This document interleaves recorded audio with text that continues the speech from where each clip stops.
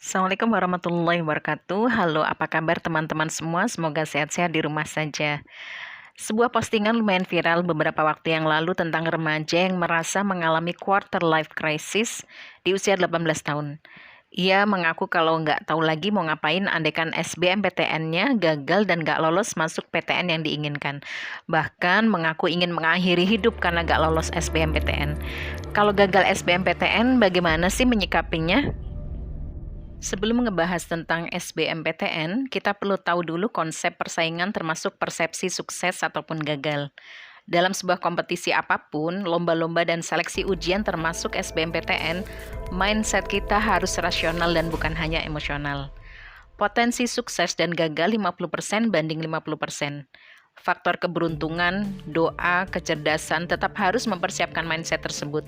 Sebab manusia sama sekali tidak dapat menentukan sebuah hasil mutlak 100%. Mempersiapkan mental kegagalan ini jauh lebih penting dari mempersiapkan kesuksesan. Kenapa? Setiap manusia gembira ketika sukses. Mereka biasanya mengambil langkah-langkah positif ketika sukses, seperti tertawa, bersyukur, menyiarkan berita bahagia, melakukan self-reward, dan sebagainya. Tapi bagaimana ketika gagal? Banyak yang mengambil langkah negatif, padahal kita tahu peluang kegagalan sama besar dengan kesuksesan. Rata-rata ketika gagal SBMPTN, kita akan mengurung diri, merasa bego dan tolol banget, merasa nggak berguna, merasa doa-doa nggak didengar Tuhan, merasa orang tua nggak cukup banyak mendoakan kita, bahkan yang paling parah merasa Tuhan membenci kita. Persepsi negatif muncul di kepala ketika dengar teman lolos. Jangan-jangan dia pakai joki, jangan-jangan dia pakai jalur belakang. Barangkali dia dapat jatah kursi karena bapaknya kan dosen atau tenaga pendidik. Pantes aja diterima. Gak usah banyak usaha juga udah pasti sukses jalannya. Saat gagal SBMPTN, rasanya dunia sepakat menghujat kita. Obrolan di medsos tentang berita bahagia semua. Ini diterima di FK, itu diterima di teknik.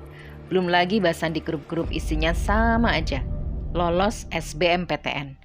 Malah ada ungkapan menyebalkan. Aku cuma diterima pilihan ketiga, cuma ngasal padahal milihnya. Tahun depan mau nyoba lagi. Hah? Kita malah nggak diterima semua. Ada juga yang bilang, nggak apa-apa deh, yang penting kuliah dulu. Yang penting diterima. Entar tahun depan nyoba lagi daripada nganggur.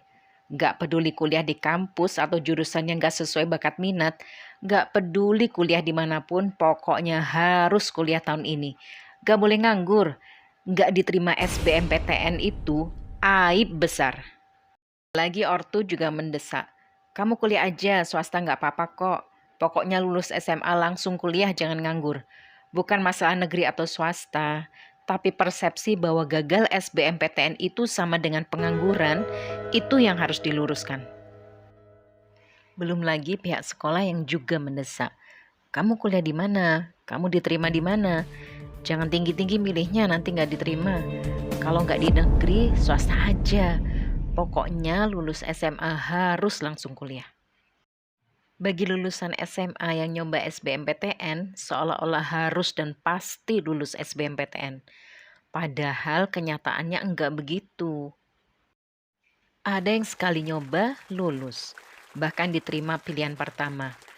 Ada yang 3 kali nyoba, baru lulus pilihan pertama.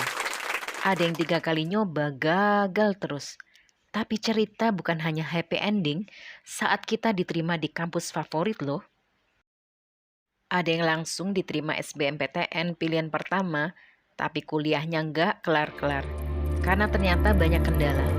Nggak cocok jurusan, nggak cocok asdos sama dosennya. Demotivasi saat kuliah. Banyak konflik dengan orang-orang sepanjang kuliah. Dan lain-lain. Tapi ada juga yang baru diterima 3 kali nyoba SBMPTN, lalu kuliahnya lancar karena merasa udah telat banget. Jadi ngebut belajar. Terus kalau nggak diterima SBMPTN, kita ngapain ya? Wah, banyak banget loh. Gagal SBMPTN itu justru punya banyak sisi positif. Satu, kita punya waktu lebih banyak untuk menelusuri bakat minat. Sehingga next time memilih kampus negeri atau swasta yang benar-benar sesuai potensi. Dua, punya waktu lebih luang untuk menimbang banyak hal. Karena saat SMA waktu full banget untuk urusan akademis. Kadang gak sempat diskusi dengan banyak pihak, bahkan gak sempat merenung mendengar suara diri sendiri. Apa yang cocok untukku ya? D1, D2, D3, D4 atau S1? Atau aku jeda kerja dulu? 3. Belajar bahasa. Setahun bisa dipakai untuk meningkatkan kemampuan bahasa Inggris, ngejar TOEFL, atau belajar bahasa asing yang lain. 4. Kursus keterampilan. Memasak, menulis, menyetir, musik, dan lain-lain. Banyak keterampilan dalam hidup yang dibutuhkan, bukan hanya sekedar bisa lulus ujian. 5. Banyak baca buku, bikin konten positif, workout, dan merancang healthy lifestyle. Percayalah, ketika kuliah, kadang nggak punya banyak waktu untuk itu semua. 6. Saat yang bagus untuk memperbaiki hubungan dengan kakak, adik, bahkan dengan orang tua. Sebelumnya, semua sibuk kan dengan urusan masing-masing? Gimana? Kamu udah siap untuk jatuh 7 kali dan bangun 8 kali seperti kata pepatah Jepang? Nana Korobi ya oki.